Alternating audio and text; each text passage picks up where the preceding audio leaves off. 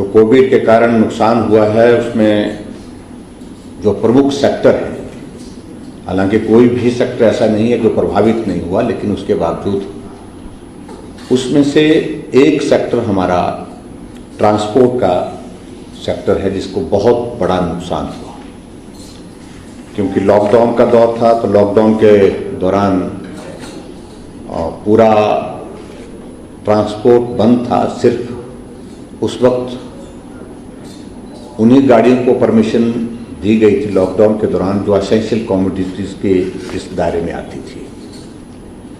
Public transport उस वक्त बिल्कुल बंद था और यह प्राइवेट ट्रांसपोर्ट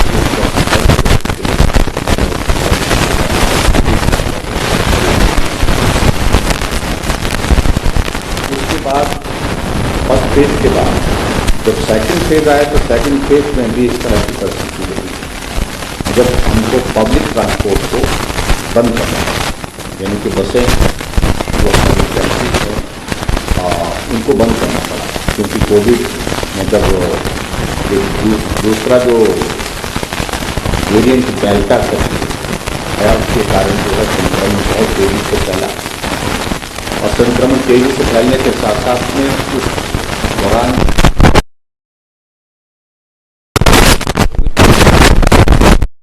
देश में, दुनिया में और हमारे प्रदेश में भी काफी ज्यादा रहा है। हमने कोशिश की है प्रदेश के अंदर कि जो सेक्टर प्रभावित हुए हैं उनको समय समय पर मदद करने की कुछ रिलैक्सेशंस हमने अलग अलग सेक्टर को अलग अलग से दी है। मैं समझता हूं उसकी डिटेल्स में जाएंगे तो वो बहुत लंबा जाएगा विषय, लेकिन पर्टिकुलरली अगर हम ट्रांसपोर्टर सेक्टर को अगर हम बात करें, इसकी हम बात करें तो हमने उसमें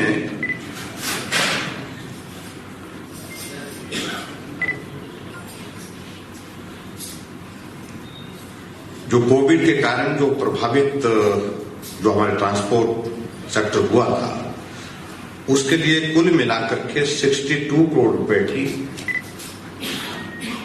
आर्थिक सहायता देने की हमने बात कही थी। यानी कि उस वक्त का जो है उनका, चाहे वो टोकन टैक्स की बात कही है उसमें भी राहत और एसआरटी की बात कही उसमें भी राहत दी थी, इन दोनों चीजों में राहत दी थी और यात्री कर में तो नहीं, शायद में यात्री कर तो अलग से है। तो इन चीजों में हमने राहत दी थी और इनको मिला करके कुल मिलाकर के 62 करोड़ रुपए की जो राहत इस तरह से उनको प्राप्त हुई थी जो हमारे ट्रांसपोर्टर्स हैं। लेकिन बार बार इस बात को लेकर के आग्रह आता रहा कि हमारा नुकसान बहुत ज्यादा, क्योंकि उसके बाद हमने 50% पैसेंजर के साथ जब पब्लिक ट्रांसपोर्ट रिस्टोर कर दी, दोबारा शुरू कर दी,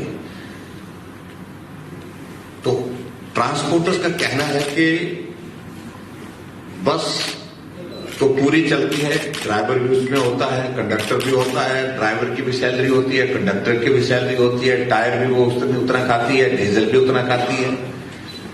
तो 50% के उसके हिसाब से भी हमारी क्षति जो है वो उस तरह से पूरी नहीं हुई। उसमें भी हमको बहुत बड़ा नुकसान हुआ है, उसमें भी हम घाटे में, मतलब उनका कहना कि कोविड के कारण उसमें भी हम नुकसान के उस दौर में भी रहे। उनका कहना था कि हमारे जितने भी ये जो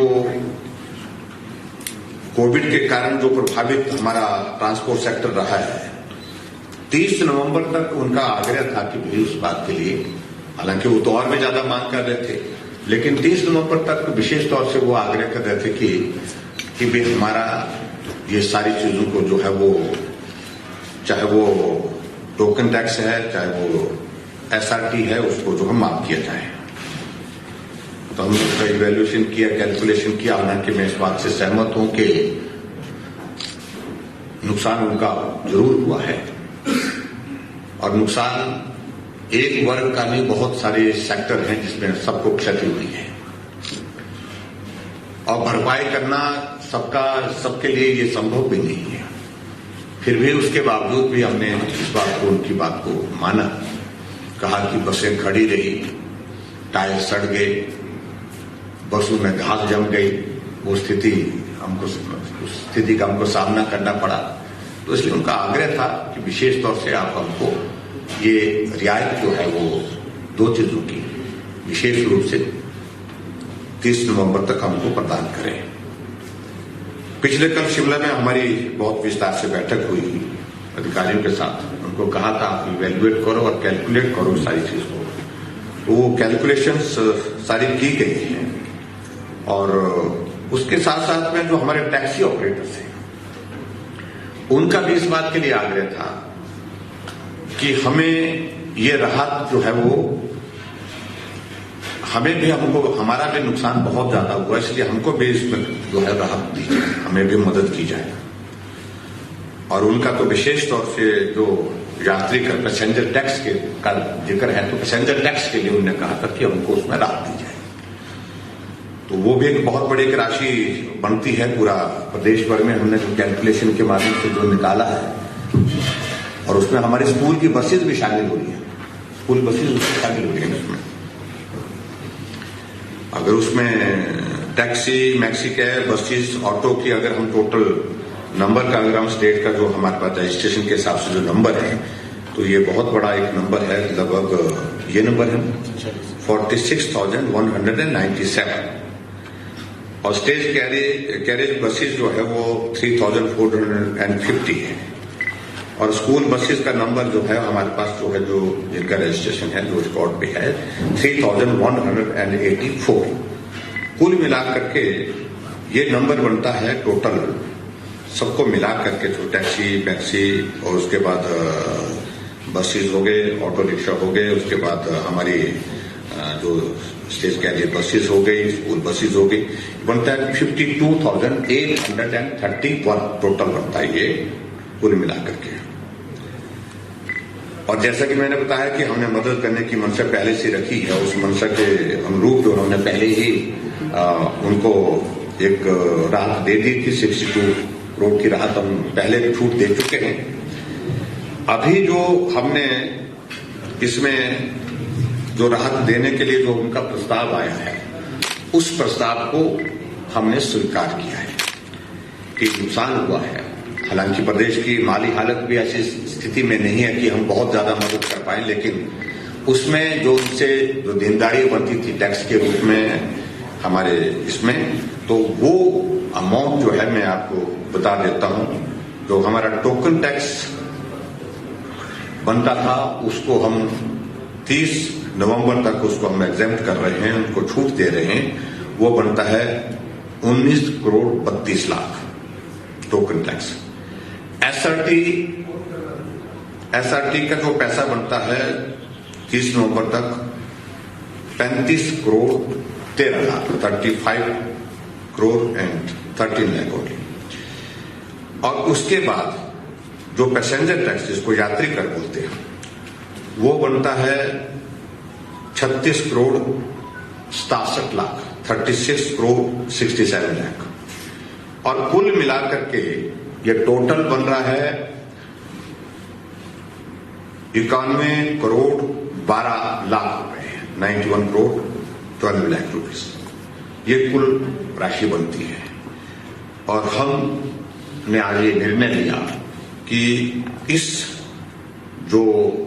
अमाउंट को इसमें हम इन जो हमारे ट्रांसपोर्टर्स हैं, इंक्लूडिंग हमारे टैक्सी, इंक्लूडिंग हमारे स्कूल बसेस, उन सबको जो है वो ये रियायत दे रहे हैं, ये छूट दे रहे हैं।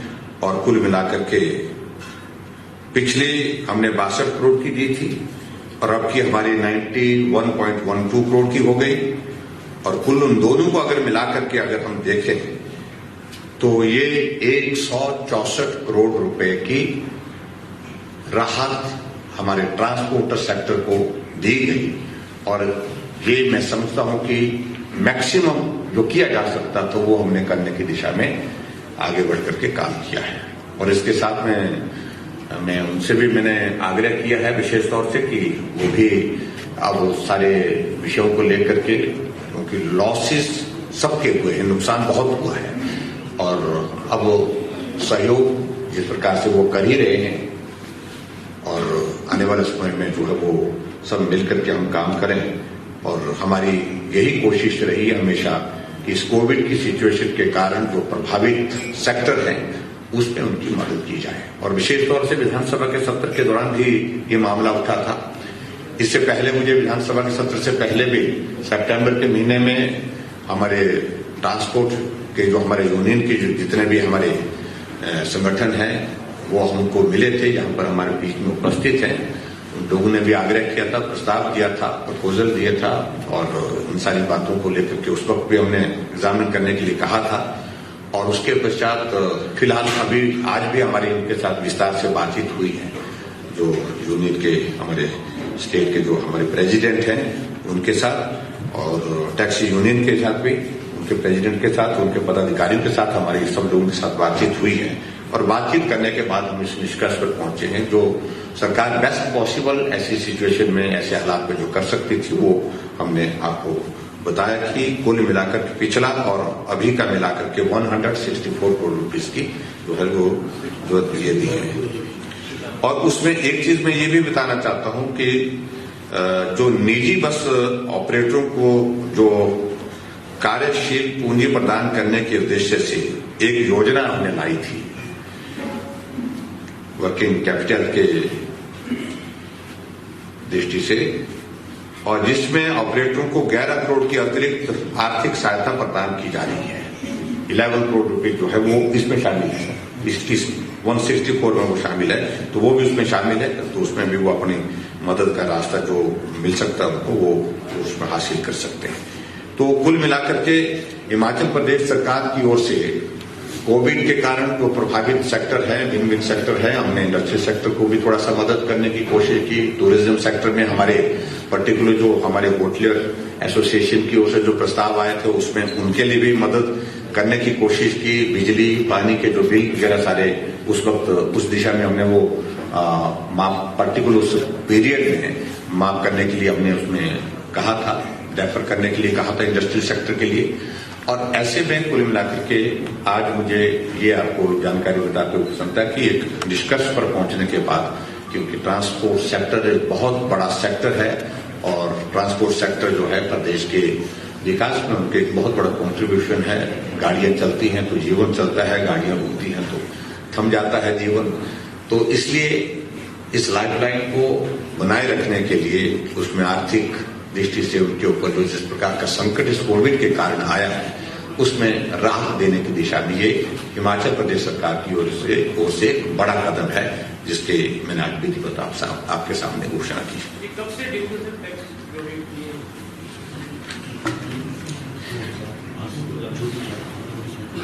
जो गैप था वो भी इसमें कवर हो रहा है। यह है 1 अप्रैल 2020 से और अप टू 30 नवंबर 2021। हाँ जी, हाँ जी, जो जो ये 3 चीजों का मैंने कहा कि टोकन टैक्स में और एसआरटी की बात करें और पैसेंजर टैक्स 3 चीजें।